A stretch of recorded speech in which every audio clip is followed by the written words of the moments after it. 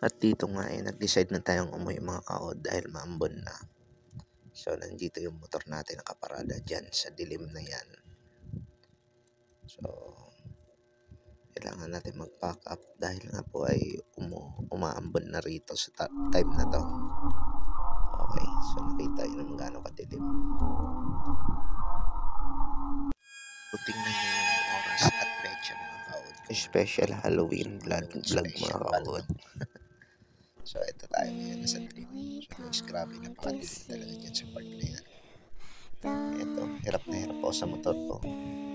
Okay, so ayan yung boardwalk. So guys, pagitan itong pilapil na to, yung tubig talaga lahat sa paligid niya.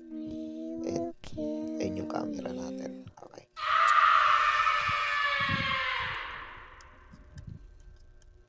Grabe, sobrang nahirapan nun sa part nito guys. Ang creepy ng mga kaod kasi pilapil, and then grabe, napakadilim. Ang dilim ng pilapil yan, kinakatakot ko kasi yung ahas.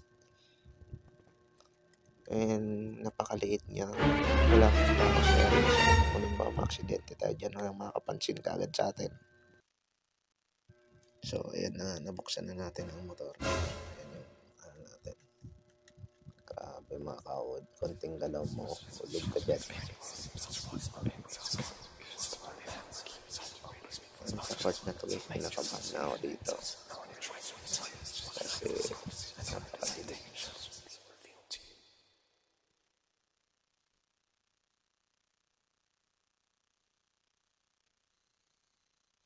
So, ayan na nga mga kaod, naikot ko na yung motor. So, ayan, ito yung daanan natin. Alright, nakita niyo man gaano kaliit yung kalsada. And grabe guys, nakakatakot. Kasi kaliwat kanan niya is tubig talaga. Hindi pa maayos yung daanan. So, ganyan siya kadilim mga kaod. Ayan, grabe, nakakatakot. Konting mali mo lang talaga, isang kwento ka na lang. Tingnan nyo naman guys yung dinadaanan natin. Ang kinatakot ko dito is yung ahas, syempre. Grabe. Ayan, alright, diretso lang tayo. And pagdating nito sa dulo guys is yung daan ng ginagawa. So dito medyo okay na ako. Alright. Grabe mga kaot, natakot ako dyan. Sumabit pa yung pa ako dyan. Dito mga kaot, biglang napahinto. Dahil bigla na lang may tumawid na ibon, napakalaki. Ayan, so inaanap ko siya. Pinakabahan ako sa part na to guys.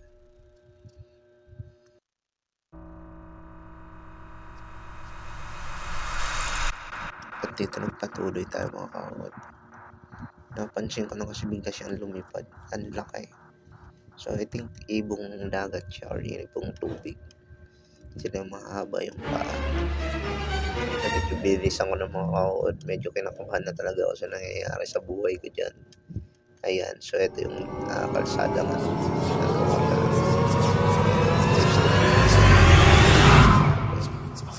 Walang kabari-barikada. So ayan. Dito. Ito yung kalsada ng ginagawa pa lang papuntang boardwalk. So dito tayo dinaan ng Google Map. Yan guys, tubig niyan dyan. So ilog ng may kawayan na yata yan. So ayan, diretso lang tayo. And isa pang creepy dito mga kaod, yung ginagawang kalsada is yung ilaw dito is naka-sensor. And dito may mga bata rito eh. Kasi may mga bata. May bata dyan na sumisilong sila. Ayan. Sumisilong sila ng sumay trapal. Ayan sila. So dahil nangambon na sa oras na ito, ayan, nagbabalik sila papuntang boardwalk. Grabe guys, ang creepy. So sa unahan yan, ayan, yung isa pa yung ilaw na yan, naka-sensor. Bigla siya nabubuhay pag nadaan yung tower, may gumagalaw. O, diba? So, isa pa sa kanina yan, pagdaan ko dyan is nagulat talaga ako. Ayan, wala na yung nagiinuman dito. Alright, so ito na yung papuntang Tagalag. ayan, sa park, Eco Park. So, yun, sa unahan konti. Grabe mga ka-OOD, nakakatakot talaga.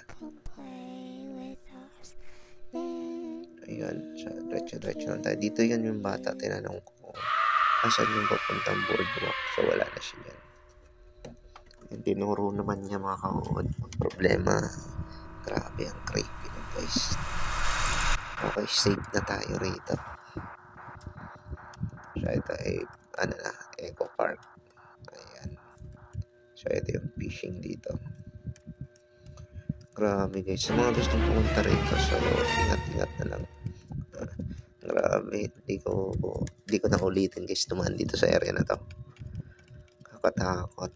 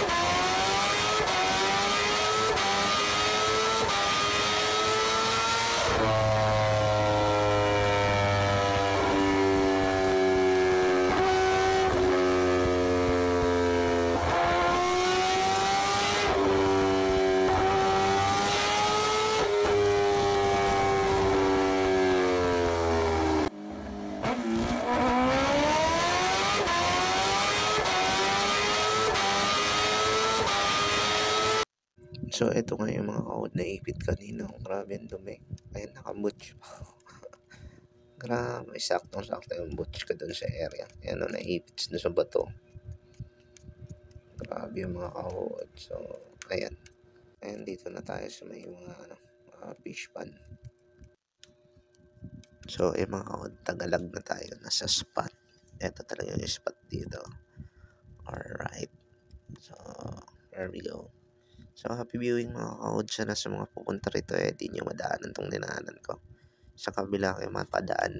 Alright, bye-bye. Happy viewing guys.